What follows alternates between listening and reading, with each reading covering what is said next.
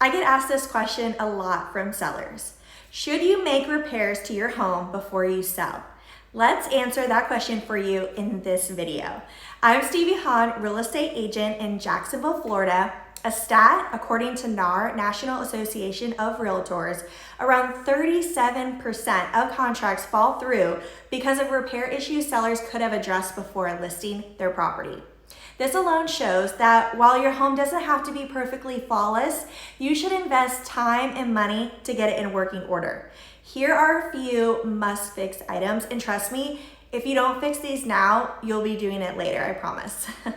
Faulty wiring, drainage issues, roof leaks and shingle problems, foundation issues, heating and air conditioning problems, plumbing, and septic issues. When in doubt, ask an agent what to address before listing. Chances are you'll recoup some or all of your costs you put in when you sell. Thinking about listing your home, I'd love to listen to your plans for selling and offer my input. No strings attached. Send me a message today.